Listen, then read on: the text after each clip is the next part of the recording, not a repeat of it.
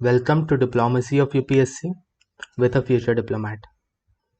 हम लोगों ने अभी तक अपना टॉपिक जो है सोशल इश्यूज का उसको कंप्लीट कर लिया था and in this video we are going to start a very new topic और उस टॉपिक का नाम है summits and organization. It's a very small topic, we only have 2 articles in it और ये काफ़ी छोटा रहेगा। सो चलिए हम इसे जल्दी से ख़त्म कर लेते हैं। एंड मैंने एक चीज़ और सोची है इस वीडियो से, दैट जब भी हम कोई भी वीडियो बनाया करेंगे किसी भी टॉपिक का, सो इन दी एंड जितने भी आर्टिकल्स को हम डिस्कस करेंगे, मान लीजिए 5 है या फिर 4 आर्टिकल्स को हम लोगों ने डिस्कस किया, will rapidly revise in the end of the session. ठीक है, सो ताकि इस एंड ऑफ द सेशन में आप लोगों ने उस एंड पूरे सेशन में क्या पढ़ा पूरे वीडियो में, वो आपको एक तरह से रिकैप हो जाए और फिर से वो आपके दिमाग में सेटल डाउन हो जाए। Okay, so in this topic summits and organization, the first topic is ECOWAS, that is Economic Community of West African States. Clear?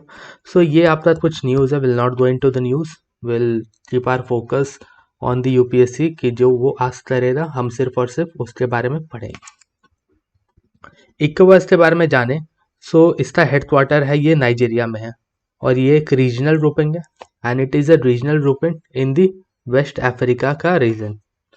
1975 में इसका इस्टेब्लिश किया गया था एंड ये आपका ट्रीटी है, that is Lagos treaty and ये आपका न्यूज़ में है। सो इट्स हाई प्रोबेबिलिटी कि आपको लागोस ट्रीटी के बारे में प्रीलिम्स में भी पूछा जा सकता है और you can coat it in the answer writing also.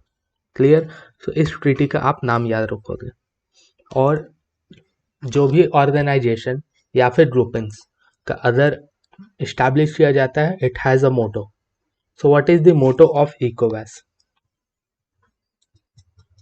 ECOWAS has the mandate to promote economic integration among the members. ठीक है, तो जितने भी इसके मेंबर कंट्रीज हैं उस मेंबर कंट्रीज में इकोनॉमिक इंटीग्रेशन इसका सबसे पहला ऑब्जेक्टिव है। ऑल्दो अदर ऑब्जेक्टिव्स भी हैं जिसको हम नीचे डिस्कस करेंगे और हम उसे देखेंगे। So ECOWAS has the larger aims to have a common currency. Economic integration होना है तो there is a high need of a common currency, just like that European Union में अराउंड 26 कंट्रीज आई गेस हैं, तो उन 26 countries में they have a common currency call euro, but उनकी local currency भी खुद से है। ठीक है, सो जैसे आपका ब्रेक्जिट हुआ, ब्रेक्जिट में जो ब्रिटेन है, Britain exerted the European union, उसने यूरोपियन यूनियन को छोड़ दिया। सो उस समय जब वो यूरोपियन यूनियन का यूरोपियन यूनियन का पार्ट था, तो उस समय उसके कंट्री में 2 करेंसी चलते थे, एक था पाउंड और एक था यूरो। ठीक है, तो ये 2 करेंसी चलते थे, बट जब उसने यूरोपियन यूनियन को छोड़ दिया, अब उससे कंट्री में जो करेंसी इन सर्कुलेशन है, the euro has been discontinued.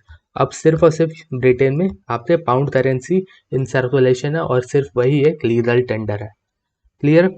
तो ये होता है आपका एक कॉमन करेंसी का आइडिया। और अगर आप इस ECOWAS को देखोगे, just like that will discuss further, so notice कि इसका जो स्ट्रक्चर है ये काफ़ी सिमिलर है to the European Union. Okay, so it aims to create a single common currency, create a single and the large trading block, जिससे कि trade facilitate हो पाए among the member countries in the areas of industries, transportation, telecommunication, energy, financial security, social and cultural matters. Okay, so the vision of ECOWAS is the creation of a borderless region similar to European Union. आप अगर एक European union का अगर आप India से visa ले लो, so you can travel multiple countries. Clear? तो इसका भी यही है कि एक बॉर्डरलेस रीजन बनाना है which is well integrated and governed in accordance to the principle of democracy, rule of law and good governance. But उसका एक न्यू विजन आया, अगर आपको इतना क्लियर याद रहे तो ठीक है, और अगर नहीं याद रहे do not take so much of worry, because आपको इतना डीप में कोई नहीं पूछा है। It will only ask what is the relevance of ECOWAS on India Africa relation, अगर आपको डायरेक्टली कुछ पूछना हुआ तो. Else it will ask the how is Africa emerging as the promoter of democracy. So you can quote this organization. If अगर India Africa relations में अगर आप कुछ कोऑपरेशन कैंडल डालो तो उसमें आप इकोवास को डाल सकते हो. ये बहुत ज़्यादा डीप आपको पढ़ने की ज़रूरत नहीं है कि इसका विजन क्या है एंड न्यू विजन क्या है, बट आप जान लो कि इकोवास of the people peace and prosperity to all by 2050, ये इकोवास का न्यू विजन है. सो अभी आप जानते हो कि वेस्ट अफ्रीका वाले रीजन में बहुत जगह पे कू हुआ, जिसमें कि मिलिट्री जो थी, military has taken over the control of the country in their hands from a democratically elected governance. ठीक है, ये आपके अभी केसेस हुए थे, और ये 3 कंट्रीज हैं जिसमें कि आपका माली आ गया, गिनी आ गया, and the next one is Burkina Faso. So these 3 countries, इनको इकोवास से एग्जिट करा दिया गया है और सस्पेंड करा दिया गया है, एंड दे हैव रिफ्यूज, इकोवास has collectively refuse to recognise their new government. So what is the major reason और the role that is played by the इकोवास in the region? Economic cooperation या cooperation, जितने भी common currency, ये सारी चीज़ें जो हमने यहाँ पर देखी, इसके अलावा क्या है? So it has attempted to end the military conflict. So one of the major challenges is in Africa is this coup, जिसमें कि आपका जो मिलिट्री है, military use to take the power in hands. जैसे आपका पाकिस्तान में कैसा होता है, दैट मीन्स कि जो आपका आर्मी चीफ है, they use to turn the table round और उसके बाद वो पावर स्नैच कर लेना चाहते हैं. ऐसा ही सिमिलर केस आपके अफ्रीका में भी होता है. सो जितने भी एंड मिलिट्री कन्फ्लिक्ट्स हैं, इसको क्लियर करने में द इकोवास हेल्प्स. इकोवास ऑल्सो ऑपरेटेड एक रीजनल पीस कीपिंग मिशन. अगर आप यूएन पीस कीपिंग फोर्स के बारे में अगर जानोगे, so in UN peacekeeping force India as a country has provided a lot of human resources, but ECOWAS has also operated regional peacekeeping force that is known as ECOMOG, Economic Community of West African States Monitoring Groups. If you remember or get any this term as monitoring group, just remember कि ये एक peacekeeping operations के बात हो रहा है, and it has been led by Nigeria, not important. And these 2 points, I think it is very deep. It's certainly not is important for our examination. Now the most important topic in this article is ECOWAS and India. So both the countries have, both the organization and the country, India has a strong ties, and India has achieved a status of observer in ECOWAS in 2004. So remember this point कि India के पास इकोवास में observer का status है. There is another organization called OIC, Organization of Islamic Cooperation. Clear? Do India have the observer status or not? Kindly Google it and give the answer in the comment section. कि OIC का जो grouping है उसमें India का क्या observer status है या नहीं है, और अगर है तो फिर किस समय पर रहा था. Clear? Since then India has been extending line of credit. India का एक बहुत अच्छा इनिशिएटिव जो अफ्रीका की तरफ है, बहुत सारे कंट्रीज में, is to extend the line of credit. और इस लाइन ऑफ क्रेडिट में अल्टीमेटली फ़ायदा दोनों कंट्रीज से होता है, because the money flows into India and the European और the African countries get loan at very nominal interest rate. So it's a two way thing कि जिसमें विन विन सिचुएशन है. Clear? So India has extended line of credit to the इकोवास countries to supplement its Focus Africa program, that is with regional connectivity with ECOWAS. This resulted in the additional opportunities for the Indian companies to contribute in the sectors of energy, telecom, transportation in West Africa. So if India is extending line of credit to Africa, ultimately it's the Indian companies who are going to benefit, because the countries in the ECOWAS will use the extended line of credit and to purchase goods and services from the Indian companies. So ultimately these companies are going to be benefited. ECOWAS has supported India's seat for United Nations Security Council as a permanent member. So this is all about ECOWAS. Our topic is covered. Let's go on to next topic, that is G20 nations arrive at the consensus on the issue of cultural heritage. So अभी G20 complete हुआ, उसमें cultures ministers का भी meeting G20 के final जो meeting था उससे पहले ऑर्गेनाइज किया गया था और उसका एक मीटिंग हुआ वाराणसी में. And the outcome document that is the declaration has come out with the name of Kashi Culture pathway. Clear? And this document has been unanimously agreed by all the G20 members.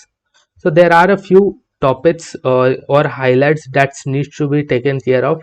So it highlights the need to address जो destruction हो जाता है cultural heritage का in the state in the situation of conflict such as the Ukraine Russia war. ठीक है, या फिर अभी अफगानिस्तान का जो कंट्रोल है वो आपका तालिबान ने ले लिया था 2 साल पहले. इस सिचुएशन में जो कल्चरल हेरिटेज के साइट्स हैं उनको काफ़ी ज़्यादा डिस्ट्रक्शन पहुंचता है. So it's need to address this issue. Also there are the issues of curbing the illegal or illicit trafficking of artifacts. These are the second issue. Restitution of cultural property, whatever the cultural property is. There is not I would say current news but एक थोड़ा old news है, वो है आपका Indus Valley civilisation से Harappa side से. Indus Valley civilisation का जो साइट है डेट लाइज इन पाकिस्तान. ठीक है, ये एक कल्चरल साइट है and the prima facie of the cultural site is that एक कील भी वहां पर ठोकना इट इज नॉट अलाउड इधर मॉरली और लीगली. बट क्या हुआ था अभी कुछ सालों पहले कि जो वहां के इस समय के फॉरेन मिनिस्टर है Bilawal Bhutto Zardari, he organised a party in the site of Indus Valley civilisation and several professors from the Punjab University of Pakistan protested कि आप ऐसा कर नहीं सकते. बट देन भाई वो पाकिस्तान है, it doesn't operates with the rule of law, it's not India. So ये हुआ था आपका. So it restitution of cultural property and also it needs to address the need to protect the cultural or living heritage especially of the indigenous people, जैसे जो tribal लोग हैं और वहाँ के जो इंडिजीनियस लोग हैं उनके हेरिटेज को प्रोटेक्ट करने की बात इस काशी कल्चर पाथवे में की गई है. The document said that the nations were united against the destruction of national heritage as discussed. They called for a strengthened or effective global coalition to bolster the fight against the illicit trafficking of the cultural properties as discussed. The document sought cooperation among the member nations in strengthening or of appropriate tools to increase the effectiveness of law enforcement collaboration to voluntary data and information exchange. That means कि cooperation जो है member country के बीच में that needs to be increased in order to strengthen the appropriate tools to increase the effectiveness of the law enforcement, जिससे कि voluntary data का exchange हो सके, informations का exchange हो सके among the countries, जिससे कि ये जो destructions है of the cultural heritage as well as the protection of the living heritage of the indigenous people, ये सारे काम को करने में मदद मिल सके. That is the objective. Okay, it also sought for the enhanced research. There also should be documentation, awareness regime, capacity building of the specialized cultural professionals, judiciary, law enforcement authorities, जिससे कि जितना भी illicit trafficking of cultural property है ये रोका जा सके. The document also sought preventive action and regulation of the illicitly exposed cultural property, especially in the online trade. It also sought an inclusive dialogue on the return or the restitution of the cultural property by enabling alternate disputes resolution mechanism. That means कि अगर आपका कोई भी एक cultural property है वो traffic हो करके किसी और कंट्री में चला गया, फॉर एग्जांपल यूके का जो ब्रिटेन का म्यूजियम है national museum, that is also called चोर बाजार of India, because if you see the images, the videos of that, you will find that majority of the artifacts or the things that are shown there that belongs to India, but they were stolen in the colonial times. जब 800 साल का हमारा इतिहास चल रहा था गुलामी का, उस समय के लास्ट फेजेस में, लास्ट से 200 ईयर्स में जितने भी चोरी हुए वो आपके ब्रिटिश म्यूजियम में केप्ट है. तो उन सभी को रिटर्न लाने के लिए and to restitute the cultural property there has to be alternate dispute redressal mechanism, and that is one of the objective of this Tashi culture pathway. Clear? The countries recognize the misuse and misappropriation of the living cultural heritage, particularly of the local communities and indigenous people. Basically हमने जो ये 4 points पढ़ा है इसी का elaboration है यहाँ पे. If you need you can read it by yourself. बाकी मैंने आपको समझा दिया. Now the next is culture under India's G20 presidency. इस बार का जो G20 प्रेसिडेंसी का थीम था that was of Vasudhaiva Kutumbakam. It is a Sanskrit word that means that whole earth is one family. That is, the earth is one family, all individuals collectively responsible towards each other and they have a shared future. This shapes India's vision for sustainable living. ठीक है. India's G20 presidency aims to nurture, celebrate, incorporate the cultural diversity of the member nation while striving towards achieving a holistic living and building a pro-planet society. You can quote this word in answer writing. Pro-planet society. That means if we are developing, we should keep the environment in our mind also. कि हमें environment को sustain करके उसको बिना नुकसान पहुंचाए we have to develop. The G20 Cultural Working Group stands among the 13 thematic working groups set up by the Indian Presidency in 2023. 4 culture-related priorities has been set by the Indian Presidency.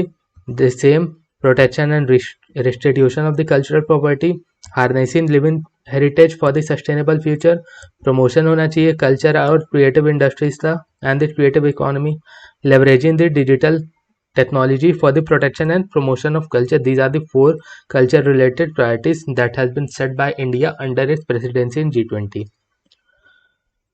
जो आपका working group of culture है in the G20 वो 4 बार मिल चुके हैं.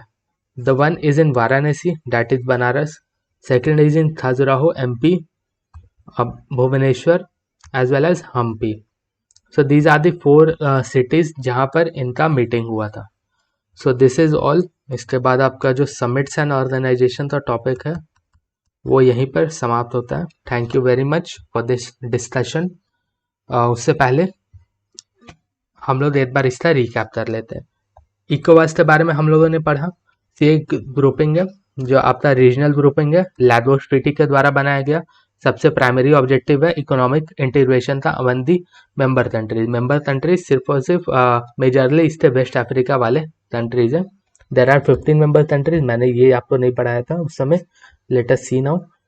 जैसे आपका Benin हो गया. I don't think it's visible because photo थोड़ा ब्लर्ड है, but I read it out.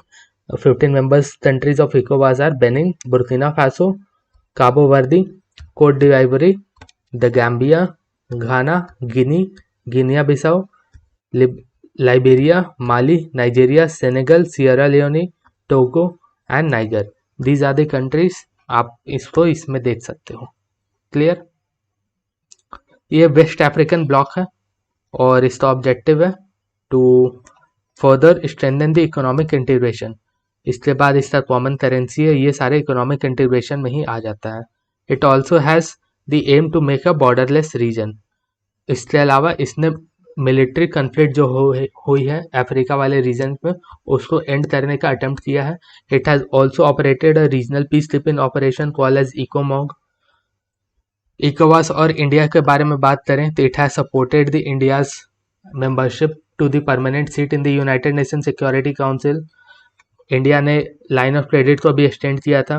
India has the status of observer to इकोवास in 2004 and also India has got Indian companies had got opportunities to work in this country in the field of energy, telecom and transportation. Clear? Second है आपका G20 Nations, उनका cultural heritage का meeting हुआ था. उसमें Kashi Culture Pathway, that is the official document that has come out from this meetings. इसमें 4 issues highlight किए गए थे. That is we have to look on the destruction of the cultural heritage in situations of conflict. Second was to curb the illicit trafficking of artifacts. The third was to restitute, that means restoration of the cultural property. Clear? Second fourth हमारा indigenous people जो है उनका live in heritage को protect करना, and this is the explanation of it. India under the G20 presidency, उसका थीम था वसुधैव कुटुंबकम, that is the earth one family and all the individual are collectively responsible for each other, and this has also shaped India's vision for sustainable living. हमें pro planet society बनाना है, that means we should keep involvement in our mind while focusing on development. Clear. और इसमें 4 culture related priorities has been set by India in the G20 presidency। Protection होना चाहिए, restitution of the cultural property होना चाहिए, harness करना है हमें living heritage for the sustainable future. We also have to promote culture and creative industries and creative economy, leverage करना है हमें डिजिटल टेक्नोलॉजी को for the promotion of culture. और इसका 4 जगह पर मीटिंग हुआ था वर्किंग ग्रुप का। One was Varanasi, the other was Khajuraho, Bhubaneswar and Hampi.